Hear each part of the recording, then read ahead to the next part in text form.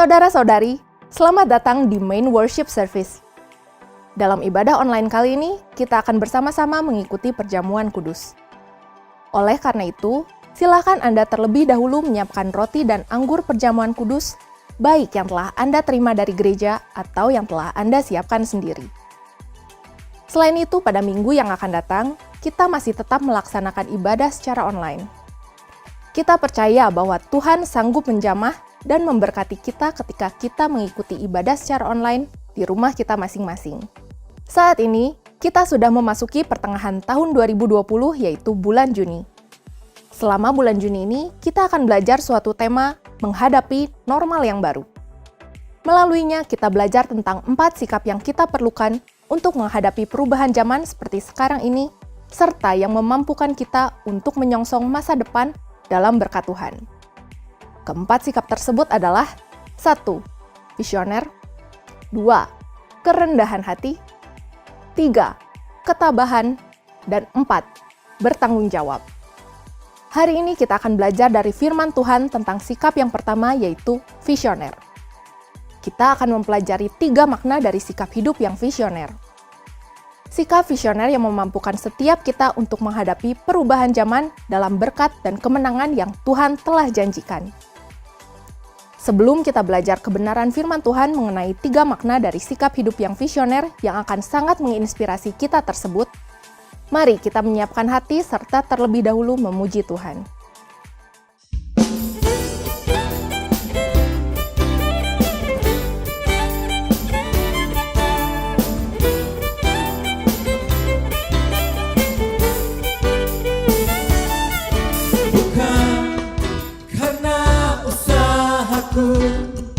Dan perbuatanku, semua pemberianmu,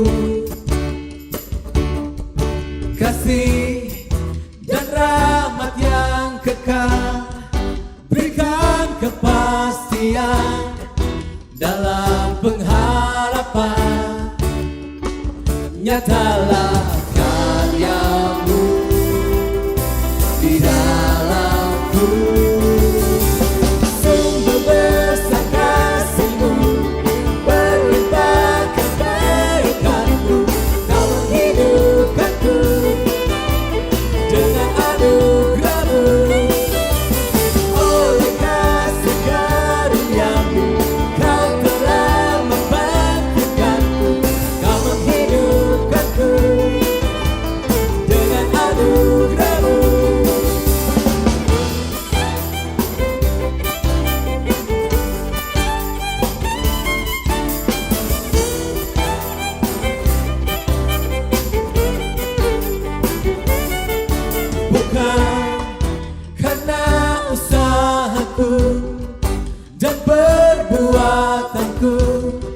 Semua pemberianmu, kasih dan rahmat yang kekal, berikan kepastian dalam pengharapan, nyatalah karyamu di dalamku, nyatalah karyamu.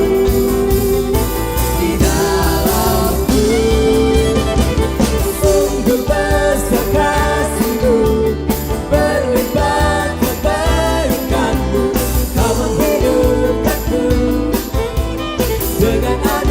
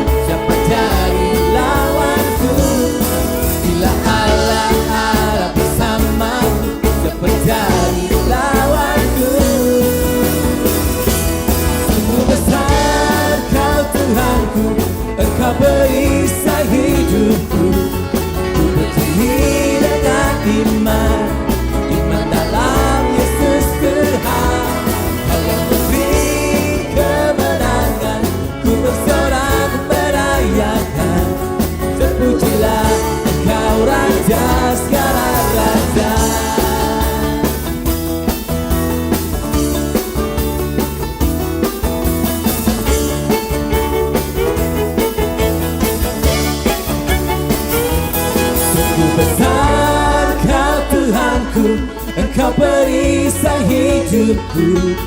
Ku berdiri dengan iman, iman dalam Yesus Tuhan.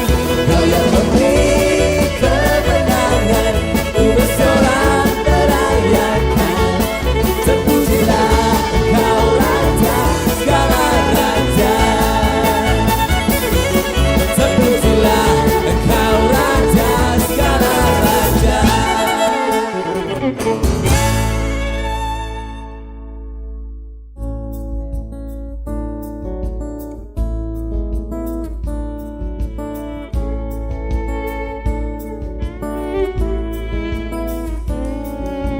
Kemanakah aku dapat pergi, menjauhi rohmu yang suci, kau sahabat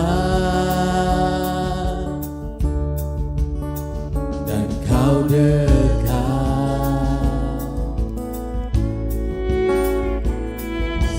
Bahkan seluruh pengabdianku tak bisa membalas kesetiaanmu, sungguh mulia dan berharga.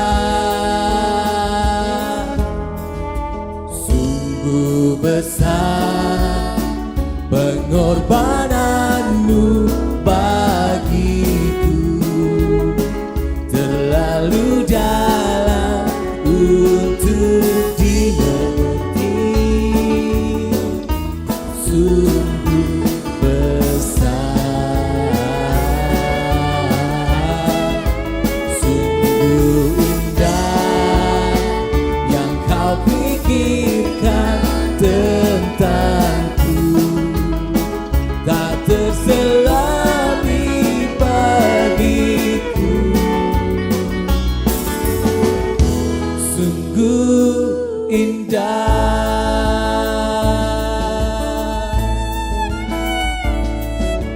Kemanakah aku dapat pergi, menjauhi rohmu yang suci, kau sahabat dan kau dekat.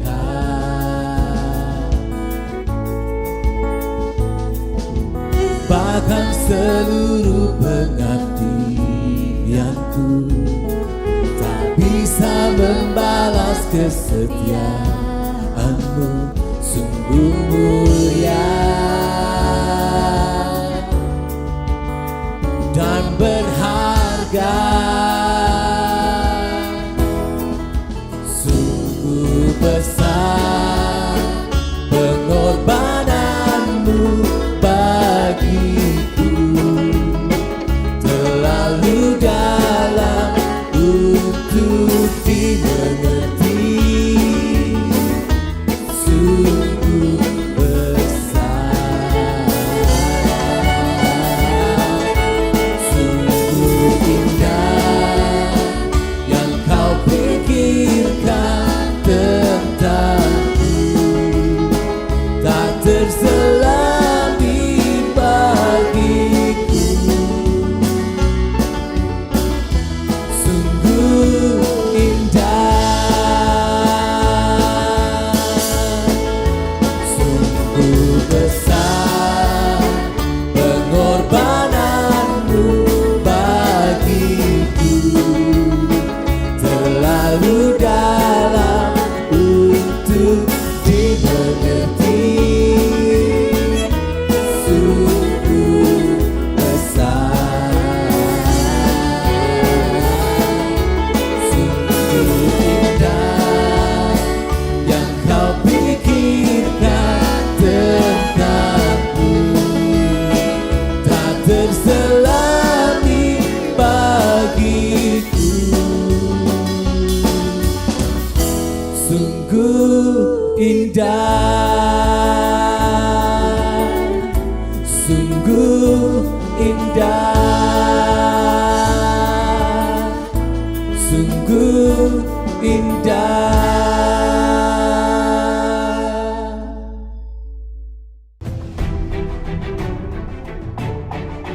tatanan norma baru ini yang sudah disiapkan oleh Kementerian Kesehatan ini disosialisasikan secara masif kepada masyarakat sehingga masyarakat tahu apa yang harus dikerjakan, baik mengenai jaga jarak, mengenai pakai masker, mengenai cuci tangan, mengenai dilarang berkerumun. Kita harus berhati-hati dan kita harus bergerak. Kita harus produktif, namun tetap aman dari COVID-19. Jadi nanti per tanggal 1 Juni di wilayah-wilayah yang sudah hijau, ekonomi sudah mulai bergerak, jadi perbankan atau usaha-usaha selama mereka taat melaksanakan protokol kesehatan.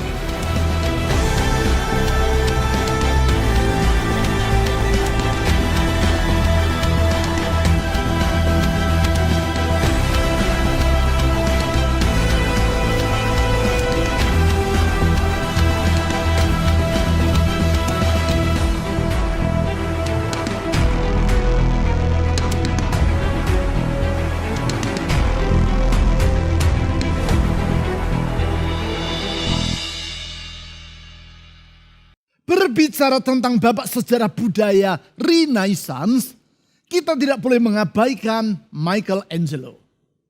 Yang bersangkutan adalah seniman dari Italia yang hidup di akhir abad ke-15. Dan dikenal sebagai seorang pemahat serta pelukis yang sangat hebat. Menjelang akhir tahun 1501, Michelangelo memperoleh kepercayaan untuk meneruskan pemahatan sebuah batu pualam yang berukuran besar. Batu pualam yang selama ini tergeletak di halaman bengkel katedral kota Florence di Italia. Hampir 40 tahun sebelumnya, batu pualam yang berukuran 6 kali 2 meter tersebut coba dipahat secara berturut-turut oleh 2 orang seniman lainnya. Mereka bermaksud memahat batu itu menjadi patung Daud. Namun tanpa alasan yang jelas, mereka tidak meneruskan karya mereka. Alhasil selama 26 tahun, batu pualam tersebut dalam keadaan terbengkalai. Michelangelo yang saat itu juga berusia 26 tahun berhasil meyakinkan pengurus katedral Florence bahwa ia mampu menyelesaikan upaya memahat batu pualam tadi. Batu pualam yang sebelum ia dilahirkan pun sudah dalam keadaan terbengkalai. Setelah memperoleh izin untuk meneruskan proyek tadi, Michelangelo berkata, "Aku akan mengeluarkan Daud dari dalam batu ini." Ia pun bekerja keras selama 3 tahun untuk mengeluarkan Daud dari dalam batu yang sudah gagal dipahat tadi. Akhirnya pada pertengahan tahun 1504, ia berhasil menyelesaikan karya pahatnya. Patung Daud, salah satu hasil karya seni terbaik dari zaman Renaissance. Patung Daud yang menjadi kebanggaan kota Florence dan yang setiap hari dikunjungi oleh ribuan orang dari berbagai penjuru dunia. Mereka datang untuk mengagumi hasil karya dari seorang yang visioner, Michelangelo, yang dapat melihat Daud di dalam batu pualam yang sudah puluhan tahun dalam keadaan terbengkalai. Ya, itulah hidup yang visioner. Orang lain melihat batu pualam tadi sebagai batu yang rusak dan terbengkalai. Tetapi tidak demikian halnya dengan Michelangelo. Ia melihatnya sebagai Daud yang masih terkurung dalam batu dan yang harus dipahat untuk mengeluarkannya. Itulah hidup yang visioner. Yaitu hidup yang mampu melihat apa yang orang lain belum dapat melihatnya. Sikap hidup seperti itulah yang sangat kita perlukan dalam menghadapi masa yang disebut sebagai new normal. Masa di mana kita hidup dalam pola dan kebiasaan hidup yang baru. Memang wabah COVID-19 yang sedang kita lewati ini membawa kebiasaan yang baru di tengah masyarakat. Misalnya kebiasaan untuk berjabat tangan. Dahulu orang akan memberi salam satu dengan yang lain dengan menjabat tangan. Sebagai tanda saling menyapa, saling menerima, dan saling menghargai. Ketika minggu pertama bulan Februari yang lalu, gereja kita mengajak jemaat untuk mengubah kebiasaan tadi. Yaitu tidak lagi saling memberi salam dengan menjabat tangan. Dan kita mengajar jemaat untuk rajin mencuci tangan. Orang menertawakan saya. Beberapa orang berkata, Pak, gereja jangan parno alias paranoid. Ada pula yang berkata, gereja jangan menebarkan ketakutan. Itu 3-4 bulan yang lalu. Sekarang rata-rata orang akan merasa tidak nyaman kalau ada orang lain mengulurkan tangan dan mengajak dirinya untuk bersalaman. Sekarang, kalau orang sering menyuci tangannya, ia tidak akan dianggap sebagai orang yang paranoid. Malahan sebaliknya, ia akan dianggap sebagai pribadi yang bertanggung jawab terhadap kesehatan dirinya dan lingkungannya. Itulah new normal. Suatu kenormalan yang baru. Yang bukan saja merupakan pola hidup yang baru, namun juga memerlukan sikap hidup yang berbeda. New normal seperti itu pula lah yang dialami oleh bangsa Israel ketika mereka memasuki negeri Kanaan di bawah pimpinan Yosua. 40 tahun sebelumnya, orang tua mereka meninggalkan Mesir, tempat di mana mereka hidup sebagai budak. Dan bangsa itu kemudian berjalan melewati padang gurun selama 40 tahun. Sekarang Israel tiba di sisi timur negeri Kanaan. Di hadapan mereka terbentang sungai Yordan yang sedang banjir. Di sebelah barat, yaitu di balik sungai Yordan, terhampar negeri Kanaan yang telah Allah janjikan kepada nenek moyang mereka. Beberapa waktu sebelumnya, mereka telah berhasil menaklukkan sisi timur dari sungai Yordan, yaitu wilayah Yordania dan Suriah di masa kini. Di saat itu Musa, pemimpin yang memimpin mereka melintasi padang gurun, meninggal dunia.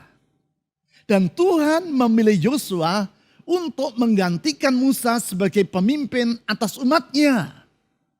Sekarang Tuhan menyiapkan umatnya untuk memasuki, menaklukkan, dan menduduki negeri Kanaan.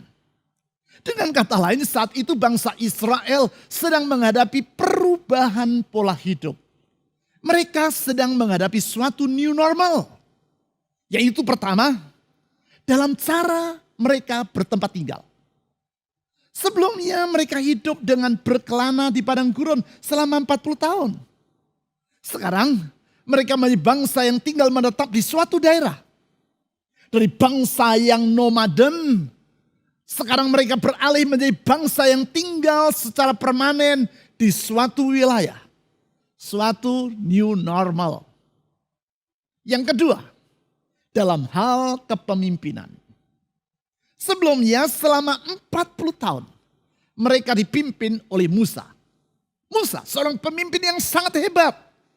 Pribadi yang berhasil membawa mereka keluar dari Mesir, berjalan melewati padang gurun, dan membawa mereka ke perbatasan timur Kanaan. Sekarang mereka dipimpin oleh Yosua. Pribadi yang memiliki latar belakang, pengalaman, dan sifat yang berbeda dibandingkan Musa. Suatu new normal. Yang ketiga, dalam hal memenuhi kebutuhan hidup. Selama 40 tahun, mereka berjalan di padang gurun. Setiap hari Tuhan memelihara mereka dengan menurunkan makanan dari sorga.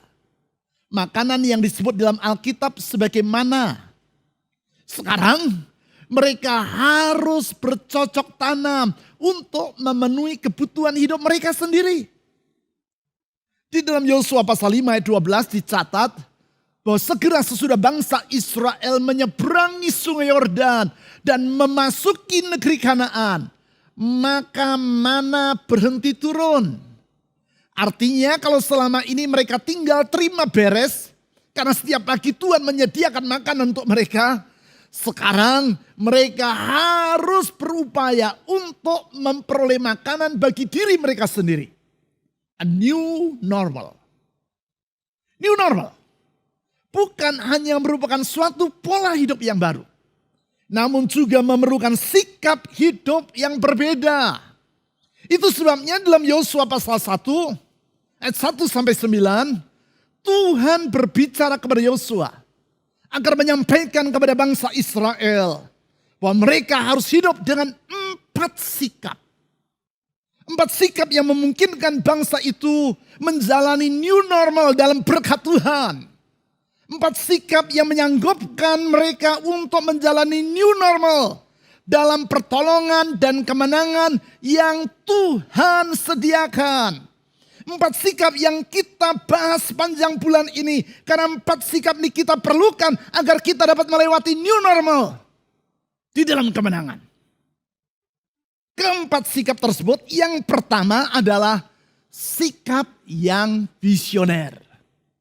Sikap visioner ini akan memampukan kita untuk menghadapi dan melewati new normal yang ada di depan kita di dalam berkat dan kemenangan yang Tuhan telah janjikan.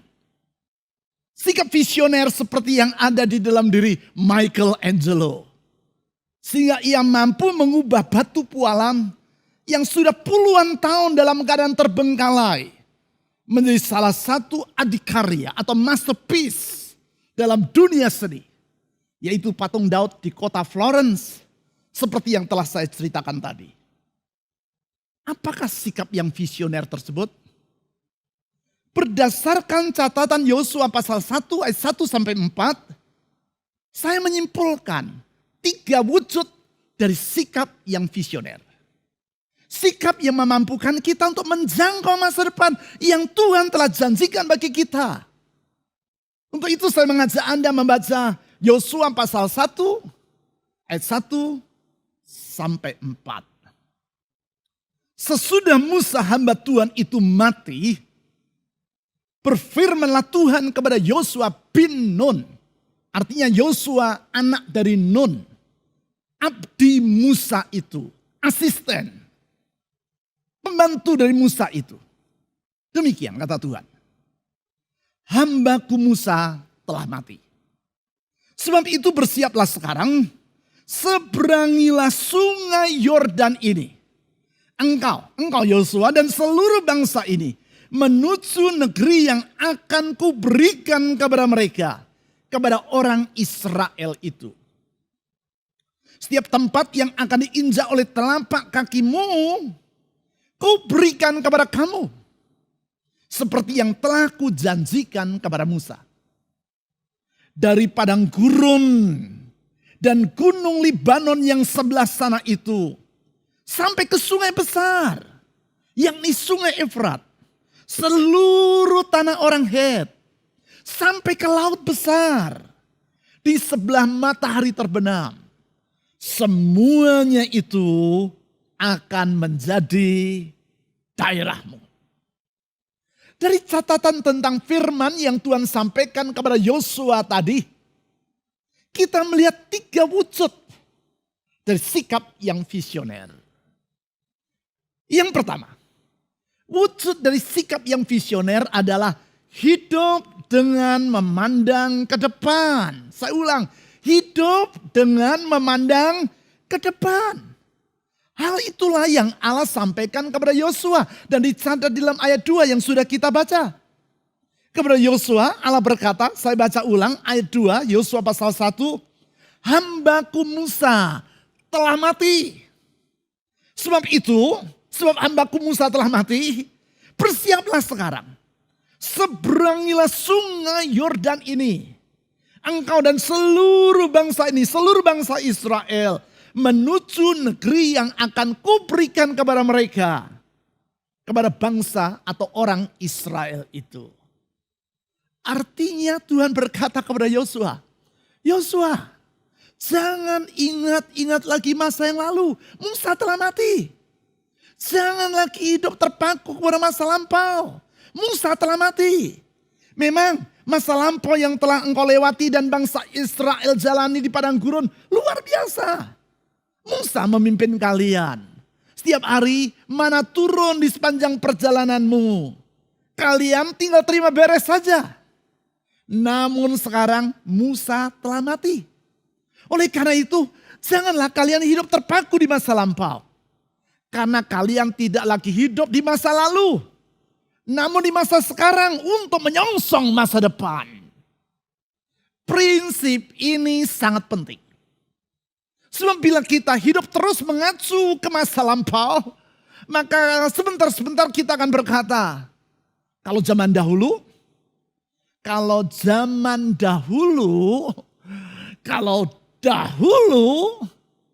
kalau kita sering mengucapkan kata itu, akibatnya kita tidak akan pernah mengalami kemajuan.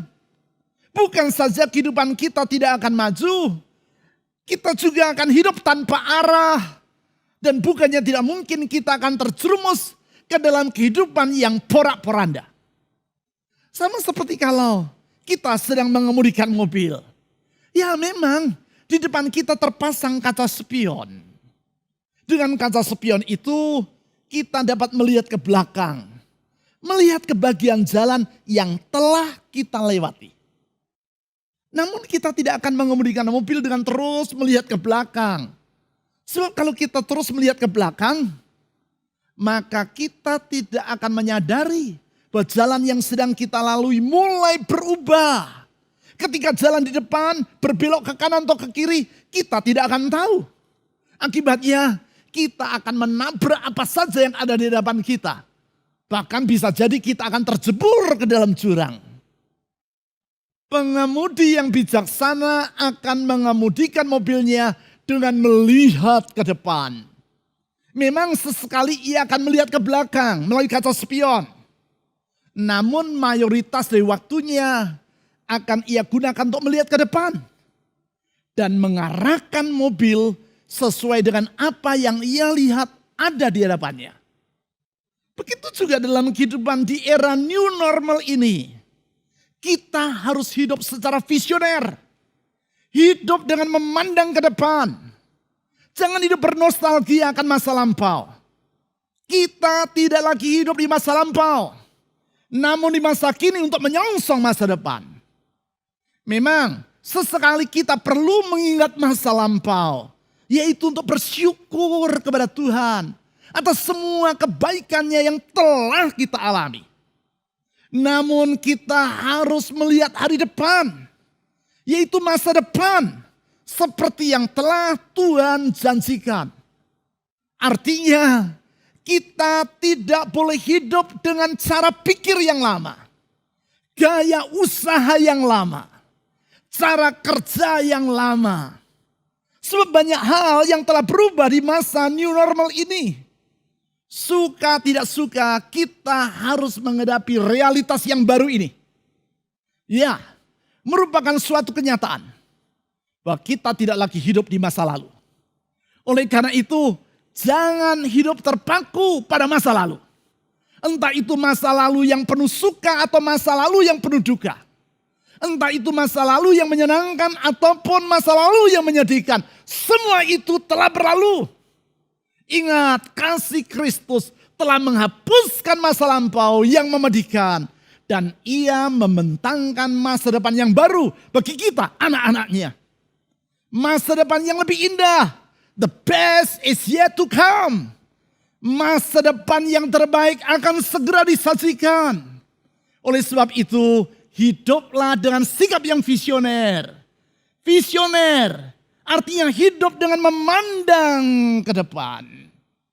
Yang kedua, sikap yang visioner adalah hidup dengan cakrawala pikir yang luas. Cakrawala pikir atau horizon pikiran yang luas. Artinya bukan hidup dengan pola pikir yang sempit. Pola pikir yang sempit sehingga kita tidak dapat melihat kemungkinan-kemungkinan baru yang ada di hadapan kita. Cakrawala pikir yang sempit sehingga kita tidak mampu berpikir secara kreatif. Cara pikir yang sempit sehingga kita merasa terlalu cepat puas dengan apa yang telah kita capai. Cakrawala pikir yang sempit sehingga kita tidak lagi berkeinginan untuk maju dan kita kehilangan daya juang. Hal itulah yang Allah sampaikan kepada Yosua. Seperti yang telah saya katakan tadi. Saat itu bangsa Israel telah menduduki sisi timur sungai Yordan, yaitu Libanon dan Suria di masa kini. Daerah yang di zaman itu menurut catatan Yosua pasal 9 disebut sebagai wilayah Hesbon dan Basan. Daerah peternakan yang subur. Namun Tuhan mengingatkan Yosua bahwa ia tidak hanya menjanjikan wilayah timur sungai Yordan itu. Yang ia janjikan adalah daerah yang lebih luas lagi, yaitu sisi barat sungai Yordan. Bukan hanya wilayah Hesbon dan Basan, namun negeri Kanaan. Oleh karena itu di dalam Yosua pasal 1 ayat 3 dan 4, Tuhan berkata seperti demikian kepada Yosua. Yosua pasal 1 ayat 3 dan 4. Setiap tempat yang akan diinjak oleh telapak kakimu, kuberikan kepada kamu. Seperti yang telah kujanjikan kepada Musa. Dari padang gurun dan gunung Libanon yang sebelah sana itu. Artinya Yosua, lihat padang gurun yang di selatan. Sampai ke Libanon yang ada di utara. Bahkan sampai ke sungai besar. Yang di sungai Efrat, seluruh tanah orang Het. Itulah daerah yang berada jauh di utara. Di perbatasan wilayah Babel. Sampai ke laut besar. Di sebelah matahari terbenam. Artinya sampai ke pantai sisi barat. Yaitu pantai laut besar. Atau yang di masa sekarang disebut sebagai Laut Tengah. Semuanya itu kata Tuhan kepada Yosua akan menjadi daerahmu. Singkat kata Tuhan berkata kepada Yosua, Yosua dan bangsa Israel, jangan kalian berpikir secara sempit. Ayo luaskan cakrawala pikirmu. Ayo berpikirlah dengan visioner. Sehingga engkau akan dapat melihat kemungkinan-kemungkinan yang baru yang ada di hadapanmu. Tentu Anda pernah mendengar kisah tentang dua perusahaan sepatu yang mengirim salesman mereka ke sebuah pulau yang sama. Pulau yang jauh dari mana-mana. Mereka berdua, kedua salesman itu dikirim secara terpisah untuk maksud yang sama. Yaitu untuk menjajaki kemungkinan memasarkan sepatu di pulau tersebut. Sesudah mereka berdua tiba di pulau tadi, tidak berapa lama kemudian salesman yang pertama mengirim berita ke kantornya. Saya akan segera meninggalkan pulau ini dan pulang.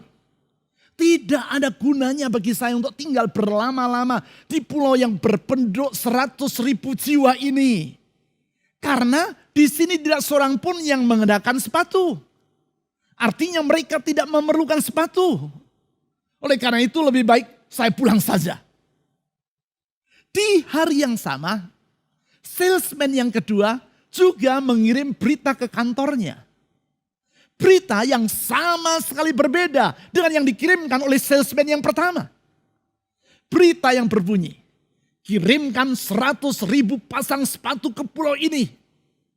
Tidak seorang pun di antara penduduk di pulau ini yang mengenakan sepatu. Artinya mereka masih memerlukan sepatu. Saya akan tinggal di sini agak lama. Yaitu untuk memasarkan 100.000 pasang sepatu kepada mereka yang belum memilikinya. Pulau yang sama, penduduk yang sama, kondisi yang sama, Namun tindakan kedua salesman sepatu ini berbeda satu dengan yang lain. Mengapa berbeda? Karena sikap hidup mereka yang berbeda. Salesman pertama bersikap pesimis. Salesman kedua bersikap optimis. Salesman pertama bersikap tidak visioner. Salesman yang kedua bersikap visioner. Salesman pertama hidup dengan cakrawala pikir yang sempit. Yang kedua, hidup dengan cakrawala pikir yang luas. Salesman pertama, hidup tidak kreatif. Yang kedua, hidup secara kreatif. Salesman pertama tidak mampu melihat peluang. Yang ia lihat hanyalah kesulitan. Salesman kedua mampu melihat kesempatan. Sehingga yang ia lihat adalah peluang yang terbuka untuk memasarkan 100.000 pasang sepatu. Menghadapi era new normal, cara pikir yang kreatif seperti itulah yang harus ada dalam diri kita. Kreatif. Karena kita hidup dalam cakrawala pikir yang luas, alias hidup dengan sikap yang visioner. Untuk itu kita tidak boleh membatasi karya Allah dalam kehidupan kita. Namun kita wajib bersikap terbuka kepadanya. Karena kita yakin rancangan Allah masih belum selesai dalam kehidupan kita. Masa depan yang lebih indah telah Ia sediakan. The best is yet to come. Masa depan yang terbaik akan segera disajikan. Sehingga dengan demikian kita akan hidup dengan sikap yang visioner. Yaitu hidup dalam cakrawala pikir yang luas. Sekarang yang ketiga. Sikap yang visioner adalah sikap tanpa merasa takut akan hari esok. Tidak merasa takut akan hari esok. Mengapa banyak orang tidak mampu memikirkan masa depan?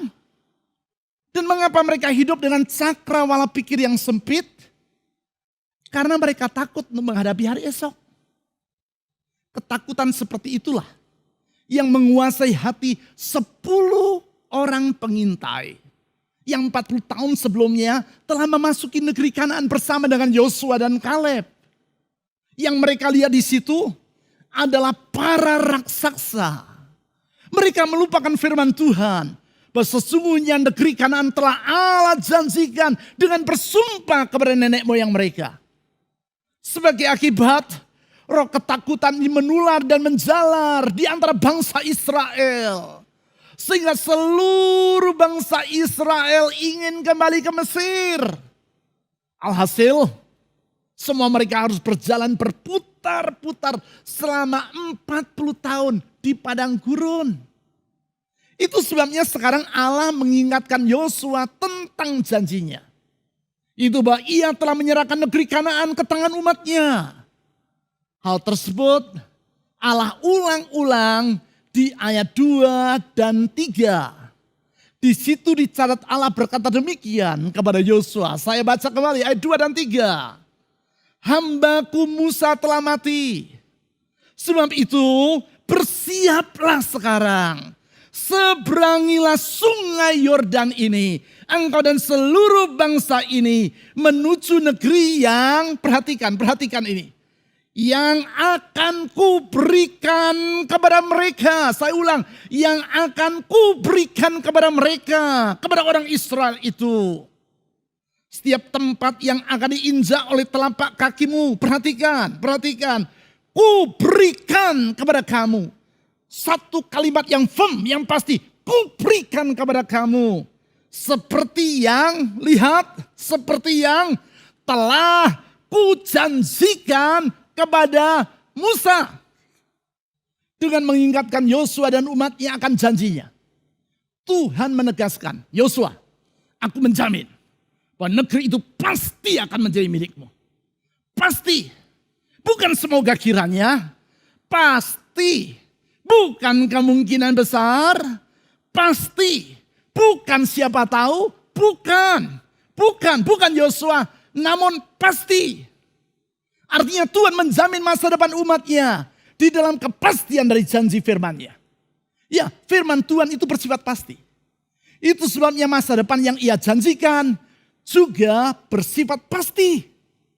Coba bayangkan, kalau Anda memperoleh jaminan yang pasti dari Tuhan akan masa depan Anda, akankah Anda merasa takut untuk menghadapi hari esok? Jelas tidak. Anda tahu bahwa masa depan yang lebih indah telah Tuhan sediakan. The best is yet to come. Masa depan yang terbaik akan segera disajikan. Kalau Tuhan menjamin masa depan Anda, masihkah Anda akan hidup dengan cakrawala pikir yang sempit? Jelas tidak. Anda akan hidup dengan sikap yang visioner. Sikap visioner. Sehingga Anda dapat memandang jauh ke depan. Sikap visioner. Sehingga Anda hidup dengan tujuan yang jelas. Apakah tujuan hidup Anda? Apakah visi dalam diri Anda? Untuk mengetahui apa yang menjadi visi atau tujuan hidup. Dan untuk mengukur apakah cakrawala pikir kita ini sempit atau luas. Ajukan 3 pertanyaan ini kepada diri Anda sendiri. 3 pertanyaan. 1. Ketika di pagi hari Anda bangun dari tidur. Hal apa yang pertama-tama muncul dalam pikiran Anda? Kedua, sepanjang hari, apa yang paling banyak Anda pikirkan? Ketiga, menjelang Anda tidur, apa yang memenuhi pikiran Anda? Bila jawaban untuk ketiga pertanyaan itu adalah sama, maka itulah visi atau tujuan hidup Anda. Seorang pelatih sepak bola yang visioner, begitu ia bangun tidur, hal pertama yang ia pikirkan adalah bagaimana tim yang saya latih akan memenangkan pertandingan di akhir minggu ini. Sepanjang hari, hal itu pula lah yang paling banyak ia pikirkan. Sebelum tertidur, hal yang sama yang memenuhi pikirannya. Artinya, apakah visi atau tujuan dari kehidupannya? Memenangkan pertandingan. Seorang ibu yang visioner, begitu ia bangun dari tidurnya, hal pertama yang dipikirkan oleh ibu ini adalah bagaimana saya dapat membesarkan anak-anakku dengan baik. Sepanjang hari, hal itulah yang ia pikirkan. Sebelum tidur, hal yang sama yang memenuhi pikirannya. Jadi, apa visi atau tujuan dari kehidupan ibu ini? Membesarkan anak-anaknya dengan baik. Pertanyaan saya, apa yang menjadi visi Anda di dalam memasuki era new normal ini? Adakah di antara Anda yang berkata, hidup asal hidup saja, sudahlah, dapat bertahan untuk hidup saja, sudah baik. Kalau Yosua bersikap seperti itu, maka ia dan seluruh bangsa Israel tidak akan pernah memasuki negeri Kanaan. Jadi begitu Yosua bangun tidur, hal pertama yang harus ia pikirkan adalah bagaimana ia dapat memimpin bangsa Israel memasuki negeri Kanaan. Sepanjang hari, hal itu pula lah yang paling banyak ia pikirkan.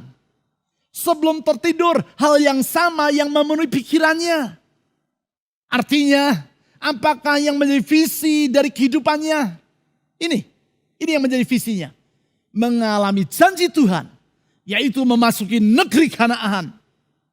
Sikap yang visioner seperti itu, yang akan memungkinkan kita untuk pertama, hidup dengan memandang ke depan. Kedua, hidup dengan cakrawala pikir yang luas. Ketiga, hidup tanpa merasa takut akan hari esok. Kita tidak merasa takut. Karena Tuhan Yesus yang menjamin masa depan kita dengan firman-Nya. Firman dan janjinya yang bersifat pasti.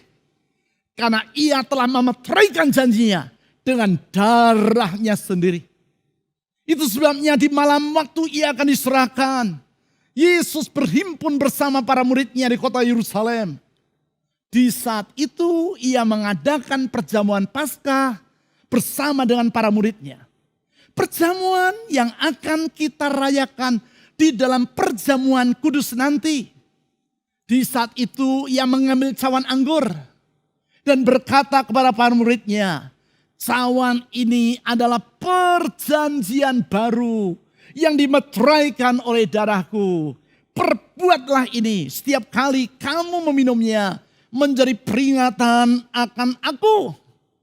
Janji-janjinya telah ia meteraikan dengan darahnya.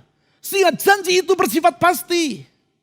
Di dalam kepastian akan janji firman-Nya itu, kita memandang ke depan dengan cakrawala pikir yang luas dan dengan tanpa rasa takut.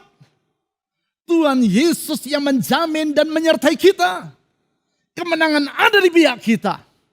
Mari kita menyongsong era new normal ini dengan terus berpegang kepada janji dan firman-Nya. Mari kita berdoa. Tuhan Yesus, Engkau setia. Engkau setia kepada janji-Mu, Engkau setia kepada firman-Mu. Kesetiaan yang Kau buktikan di dalam pengorbanan-Mu sampai mati di kayu salib. Memeteraikan semua janji-janji-Mu dengan darah-Mu sendiri. Itu sebabnya kami tahu janji-Mu pasti adanya, firman-Mu pasti adanya. Janji-Mu bagi masa depan kami pasti adanya. Di dalam kepastian itu kami memandang ke depan. Dalam kepastian itu kami hidup dengan cakrawala pikir yang luas. Dengan kepastian itu kami menghadapi era yang ada depan kami tanpa rasa takut. Kalau Tuhan yang menyertai kami dan Tuhan yang menuntun kami, tiada apapun yang harus kami takutkan. Oleh karena itu Tuhan Yesus, doa saya, tuntun dan sertai umat-Mu. Semua mereka yang sedang mengikuti ibadah secara online ini, tuntun dan sertai hidup mereka. Berkati rumah tangga mereka, berkati pekerjaan mereka, berkati usaha mereka, berkati keuangan mereka, berkati karier mereka, berkati studi mereka, berkati kesehatan mereka. Tuhan Yesus, tolong umat-Mu di setiap masa. Saya menyerahkan semua jemaat-Mu ke dalam tangan Tuhan. Masa depan mereka dalam tangan-Mu yang menggenggamnya.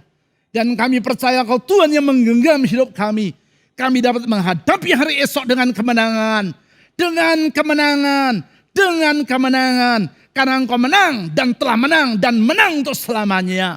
Di dalam nama yang menang, di dalam nama yang menyelamatkan, di dalam nama yang memulihkan, di dalam nama yang memberi jaminan akan hari esok. Nama Yesus Kristus Tuhan, kami telah berdoa. Amin.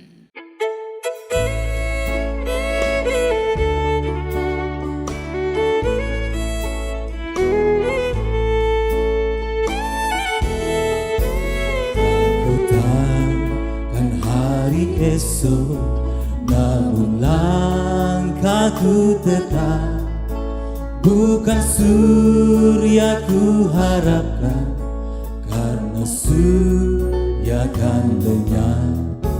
Oh tiada ku gelisah akan masa menjelang. Ku berjalan serta Yesus, maka hatiku tenang.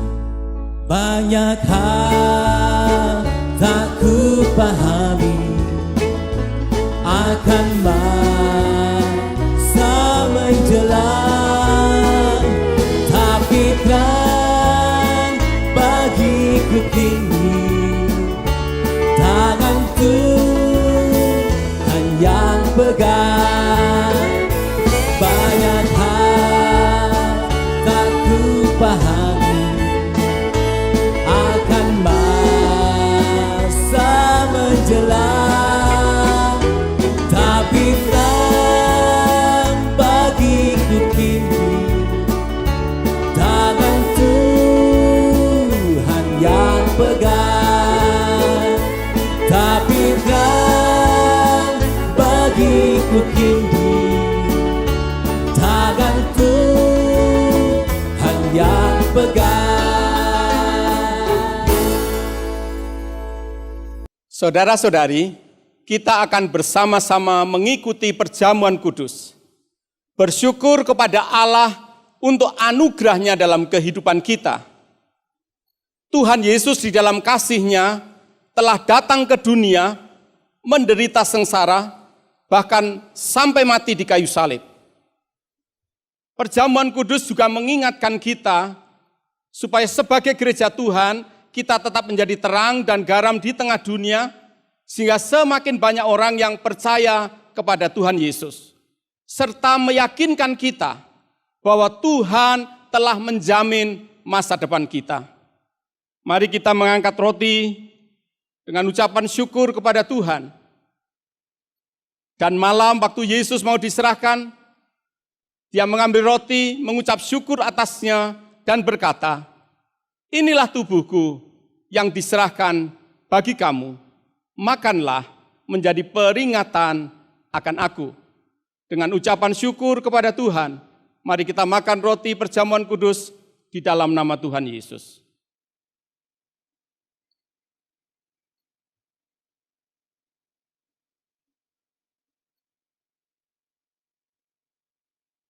Kita mengangkat anggur perjamuan kudus.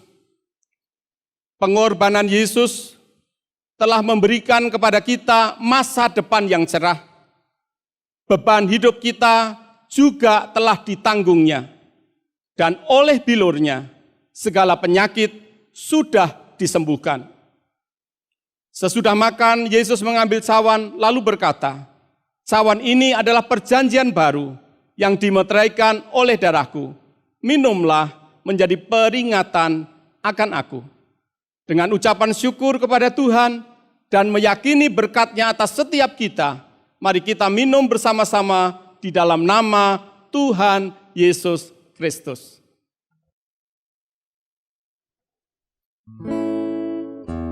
Besar Kau Tuhan, betapa besar Kau Tuhan, semua akan melihat. Besar Kau Tuhan,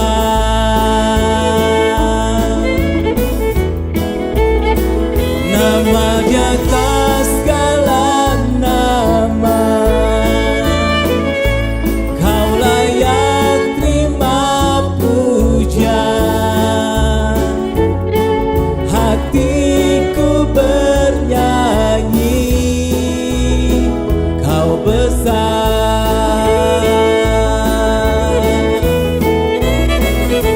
Besar Kau Tuhan, betapa besar Kau Tuhan, semua akan melihat. Besar Kau Tuhan.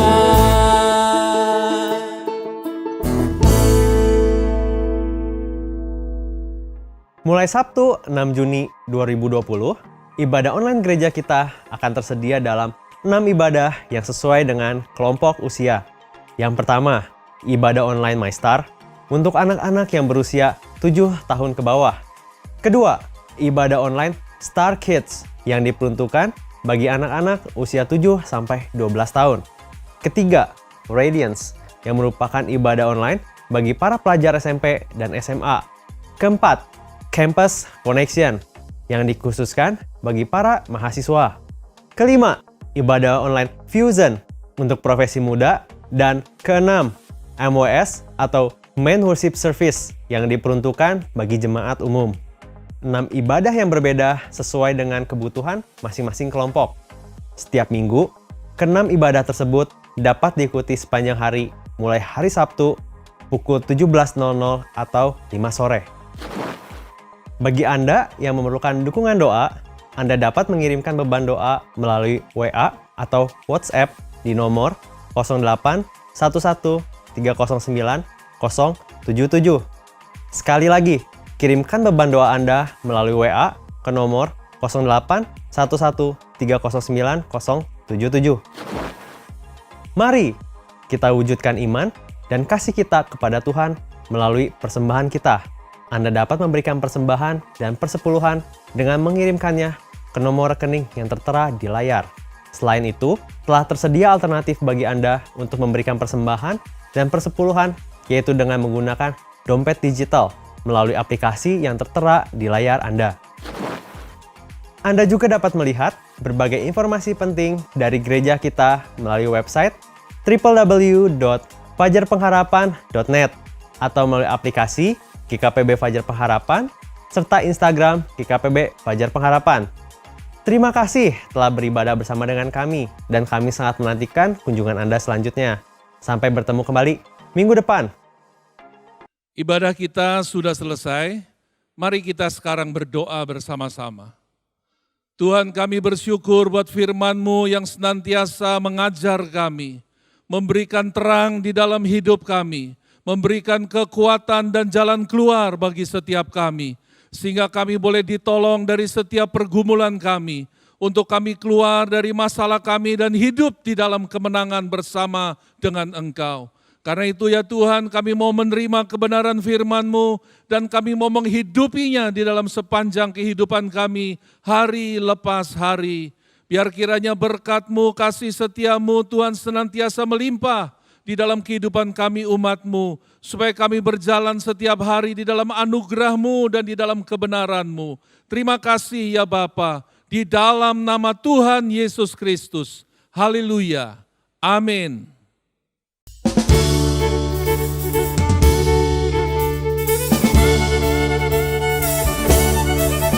God is good all the time.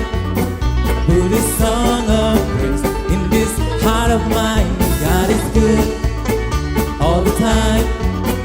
To the darkest night, His light will shine. God is good. God is good all the time. If you're walking through the valley, there are shadows all around. Do not fear, He will guide you. He will keep you safe and sound. He has promised to never leave you nor forsake you. And His word is true. God is good all the time. Put a song of praise in this heart of mine. God is good all the time. Through the darkest night, His light will shine. God is good. God is good. God is good. God is good.